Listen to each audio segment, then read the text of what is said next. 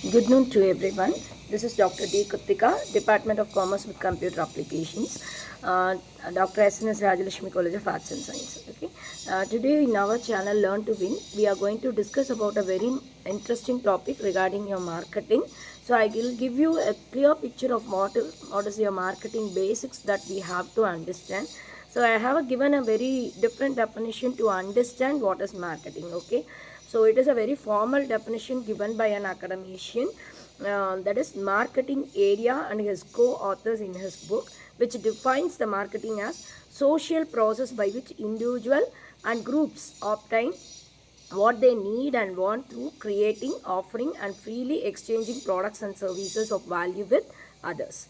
So I'll just explain to you what is given in that definition very clearly. You can divide that category into three.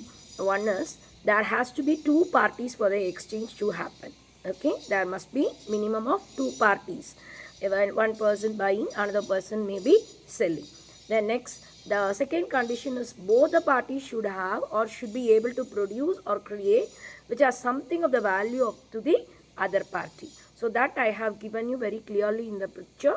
So that exchange, it has to happen for some value or benefit for each party. Okay, and then if I have something that is the other person does not value it, then the other party does not value the product or services which is offered by them. That is obviously the exchange does not is feasible to us. Then the third condition is should be capable of communication and delivery for the value that they hold with themselves. So it should be clearly given that there are two parties for the exchange of to happen minimum, and there should be a value to the other party, and it has to be capable of communicating and delivering. Okay, if this is possible because of the maybe in case communication delivery is possible only because of the geographical areas which is divided properly, and it happens very easily. Okay, so if suppose the geographical constraint happens and the other constraint that the two parties are unable to communicate and deliver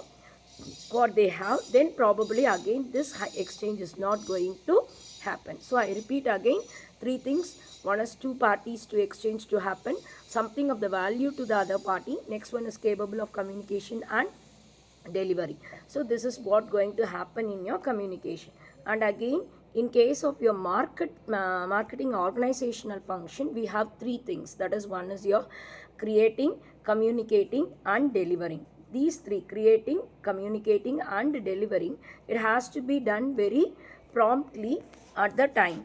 Okay, so if this happens, automatically we can understand that the marketing system is going in a proper way.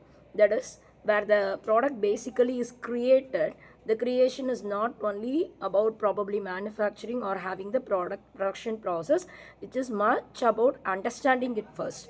That is, what the customers want, what the customer need, and what is the context of the consumption, and the probably defining the needs and the specification of the product, designing the product, everything that includes inside your creating of a particular product. Okay, so after creating a particular product, it will have a physical form of those products. Okay, and then the second set what we have to do is we have to communicate. So it may be some promotional activities under which we can communicate to the consumers. So communication is the second set of activities what we have to figure out.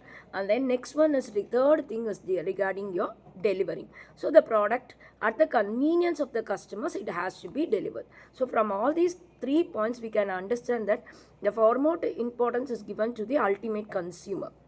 So the consumer is the person for whom it is created, and then for whom it has to be communicated, and for whom it has to be delivered. So consumer satisfaction is the primary role in our modern marketing area.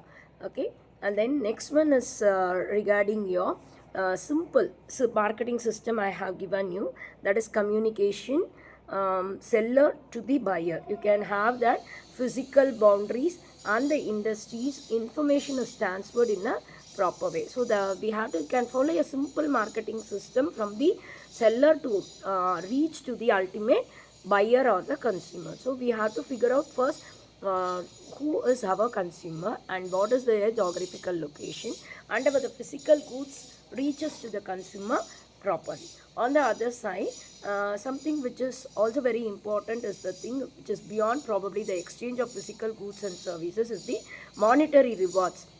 That is basically the seller gets, for which we are going to sell the particular product. That is a monetary value.